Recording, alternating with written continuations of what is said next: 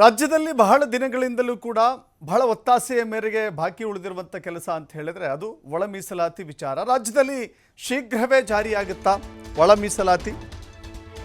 ಇನ್ನೊಂದು ವಾರದಲ್ಲಿ ಸಿಎಂಗೆ ವರದಿಯನ್ನು ಸಲ್ಲಿಸ್ತಾರೆ.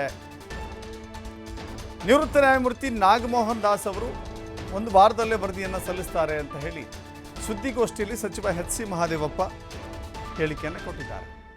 ಸಭೆಯಲ್ಲಿ ಒಳ ಮೀಸಲಾತಿ ಜಾರಿಯ ಪ್ರಗತಿ ಬಗ್ಗೆ ಚರ್ಚೆ ಮಾಡಿದ್ದೇವೆ. ಕಾಂಗ್ರೆಸ್ ಸರ್ಕಾರ ಒಳ ಮೀಸಲಾತಿ ಜಾರಿಗೆ ಬದ್ಧ ಅಂತ ಹೇಳಿ ಎಚ್ ಸಿ ಮಹದೇವಪ್ಪ ಹೇಳಿದ್ದಾರೆ. ವರದಿ ಬಂದ ಬಳಿಕ ಜಾರಿ ಅಂತ ಹೇಳಿ ಮತ್ತೊಂದು ಕಡೆ ಡಾಕ್ಟರ್ ಜಿ ಪರಮೇಶ್ವರ್ ಹೇಳ್ತಾ ಇದ್ದಾರೆ. ಎಲ್ಲೇ ಹೋದರೂ ಕೂಡ, ಯಾವ ನಾಯಕರು ಯಾವ ಕಾರ್ಯಕ್ರಮಕ್ಕೆ ಹೋದರೂ ಕೂಡ, ನಿನ್ನೆ ಅಷ್ಟೇ ಎಚ್ ಸಿ ಮಹದೇವಪ್ಪ ಟಿ ನರಸೀಪುರದ ಯಾವುದೋ ಒಂದು ಕಾರ್ಯಕ್ರಮಕ್ಕೆ ಹೋದ ಸಂದರ್ಭದಲ್ಲೂ ಕೂಡ ಅನೇಕ ಜನ ಒಳ ಮೀಸಲಾತಿ ವಿಚಾರದಲ್ಲಿ ಪಟ್ಟು ಹಿಡಿದಿದ್ರು. ಯಾಕೆ ಹಿಡಿತಾ ಇದ್ದಾರೆ ಅಂತ ಹೇಳಿದ್ರೆ, ಒಳ ಮೀಸಲಾತಿ ವಿಚಾರವನ್ನು ಅತ್ಯಂತ ಪ್ರಖರವಾಗಿ ಅತ್ಯಂತ ಬಲಿಷ್ಠವಾಗಿ ಧ್ವನಿ ಎತ್ತಿದವರು ಇವರು. ಇವರ ಸರ್ಕಾರದಲ್ಲಿಯೇ ಒಳ ಮೀಸಲಾತಿ ಜಾರಿ ಮಾಡ್ತಾ ಇಲ್ಲನೋ ಸಹಜವಾದ ಆಕ್ರೋಶ ವ್ಯಕ್ತವಾಗ್ತಾ ಇದೆ. ಬಟ್ ಇನ್ನೊಂದು ವಾರದಲ್ಲೇ ಅಂತ ಹೇಳ್ತಾ ಇದ್ದಾರೆ. ನೋಡೋಣ, ಇಬ್ಬರು ನಾಯಕರು ಮಾತನಾಡಿದ್ದಾರೆ.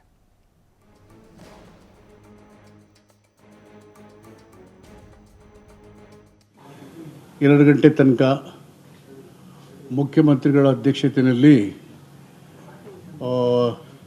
ನಮ್ಮ ಸಚಿವ ಸಂಪುಟದ ಹಿರಿಯ ಸಹೋದ್ಯೋಗಿಗಳಾದಂಥ ಗೃಹ ಮಂತ್ರಿಗಳಾದಂಥ ಡಾಕ್ಟರ್ ಪರಮೇಶ್ವರ್ ಅವರು, ಹಿರಿಯರಾದಂಥ ಮುನಿಯಪ್ಪನವರು, ಶಿವರಾಜ್ ತಂಗಡಗಿಯವರು, ತಿಮ್ಮಾಪುರ್ ಅವರು, ಪ್ರಿಯಾಂಕ ಖರ್ಗೆ ಅವರು ಮತ್ತು ಜಸ್ಟಿಸ್ ನಾಗಮೋಹನ್ ದಾಸ್ ಅವರು, ಒಳ ಮೀಸಲಾತಿ ಅನುಷ್ಠಾನ ಸಮಿತಿಯ ಅಧ್ಯಕ್ಷರು, ಸಮಾಜ ಕಲ್ಯಾಣ ಇಲಾಖೆ ಅಧಿಕಾರಿಗಳು, ಮುಖ್ಯಮಂತ್ರಿಗಳ ಪ್ರಧಾನ ಕಾರ್ಯದರ್ಶಿಗಳು ಮತ್ತು ಇನ್ನಿತರ ಅಧಿಕಾರಿಗಳೆಲ್ಲ ಸೇರಿ ಸುದೀರ್ಘವಾಗಿ ಒಳ ಮೀಸಲಾತಿಯ ಜಾರಿಯ ವಿಷಯದಲ್ಲಿ ಆಗಿರ್ತಕ್ಕಂಥ ಪ್ರಗತಿಯನ್ನು ಸಮಿತಿಯ ಅಧ್ಯಕ್ಷರು ಸುದೀರ್ಘವಾದಂಥ ವಿವರಗಳನ್ನು ಒದಗಿಸ್ಕೊಟ್ಟಿದ್ದಾರೆ.